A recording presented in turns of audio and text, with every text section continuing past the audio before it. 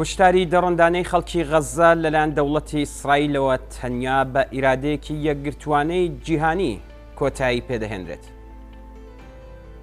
جنایەتەکانی دەوڵەتی ئیسرائیل لە دژی خەڵکی فلەستین لە کەرتی غەزە بەو پەڕی وەحشیگەریەوە هەروە بەردەوامە. قوربانیانی ئەم جنایەتە 11,000 کەسی تێپەڕاندووە، زیاتر لە 4,000 منداڵ کوژراون، پتر لە 30,000 بریندار بەسەردەستی خەڵکی ئەو ناوچەیەدا ماوەتەوە و ئازار دەچێژن و چاوەڕوانی مەرگی بە شوێنەی خۆیان دەکەن لە کاتێکدا کە تەنیا چەند نەخۆشخانەیەک ماونەتەوە کە ئەوانیش بەردەوام لە مەترسی هێرشی فڕۆکە بۆمب هاوێژەکانی ئیسرائیلدا. 45% بینای شارەکە وێران بوون و ئەوانەی دیکەش شیاوی نیشتەجێبوونی. تا ئێستا ملیۆنێک و نیو خەڵک لەم باریکێدا ئاوارە بوون و لە هیچ شوێنێک پەناگایەکیان نییە. 95% خەڵک دەستیان بە ئاوی خاوێن ڕناگات و مەترسی بڵاوبوونەوەی نەخۆشی لە نێو ئاوارەکان و ئەو خەڵکەی کە هیچ ڕێگایەکی دەربازبوونیان نییە زیادی کردووە بە جۆرێک کە مەترسی کارەساتێکی تەندروستی جددی لە ئارادایە. کومیتەی ڕزگارکردنی نێودەوڵەتی کە لە هەوڵی کەمکردنەوەی ئازارەکانی ئەو خەڵکەدایە دەڵێت نەبوونی سوتەمەنی پرۆسەی کۆکردنەوەی زبڵ و خاشاکی پەکخستووە و بۆتە هۆی لە کارکەوتنی وێستگەکانی پاکردنەوەی ئاو، بابەتێک کە زەمینەی بڵاوبوونەوەی بەرچاوی نەخۆشیەکانی بەهۆی هەوکردنە باکتریاکانی وەک سکچون و هیتر خۆش کردووە، بە جۆرێک کە لە ناوڕاستی مانگی ئۆکتۆبرەوە زیاتر لە 33,000 کەس لە غەزە تووشی ئەم نەخۆشیە بوون. ڕێکخراوی تەندروستی جیهانی دەڵێت بەهۆی ئاوارەبوونی نزیکەی 1,500,000 کەس لە سەرانسەری غەزە قەرەباڵغی لە ڕاددەبەدەر لە ناوەندە تەندروستیەکان و شوێنی حەوانەوە مەترسی گواستنەوەی نەخۆشیە عفونیەکانی پەرەپێداوە. بەرپرسانی خۆجەیی ئیدارەی شاری غەزە دەڵێن تەندروستی لە کەرتی غەزە بە تەواوی داڕماوە و گوردومانەکان سەرجەم ناوەندەکانی وەک نەخۆشخانەکان، مزگەوتەکان، کلیساکان و ناوەندەکانی فریاگوزاری دەکەنە ئامانج.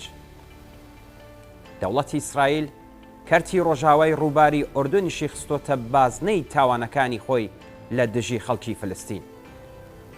لە 7 ئۆکتۆبرەوە تا ئێستا زیاتر لە 100 فلستینی لە کەرتی ڕۆژاوە لە هێرشەکانی ئەرتەشی ئیسرائیل بۆ سەر کەمپەکانی پەنابەران لە کەناری ڕۆژاوا کوژراون کە لانی کەم 5 کەسیان منداڵی خوارد 15 ساڵ تەمەن بوون و زیاتر لە 1,500 فلستینیش هەر لەو ناوچەیەدا دەست بەسەر کراوە.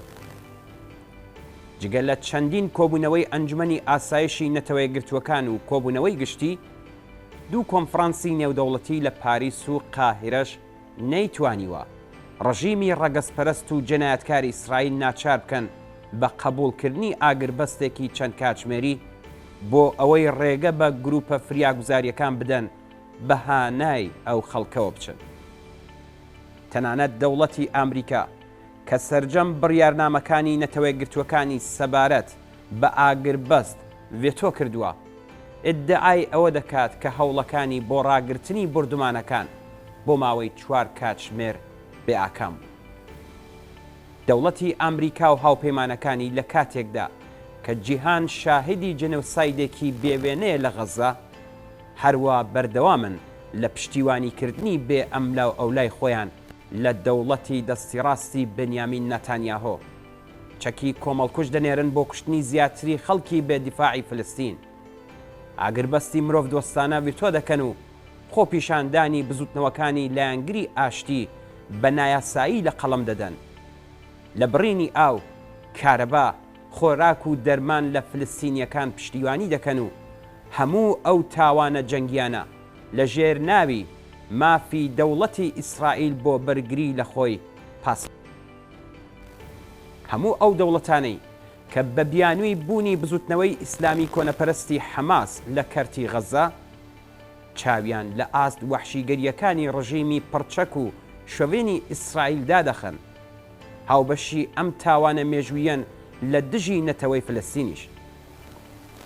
جەنایەتی دژ بە مرۆڤایەتی لە غەزا پێکدا کە کارەساتی جەنۆساید لە فلستین ویژدانی جیهانی بە ئاگا هێناوە. لە چەند هەفتەی ڕابردوودا لە وڵاتە جۆراوجۆرەکان شاهدی بەڕێوەچوونی چەندین خۆپیشاندان و ناڕزایەتی بەرینی کۆمەڵایەتی بووین.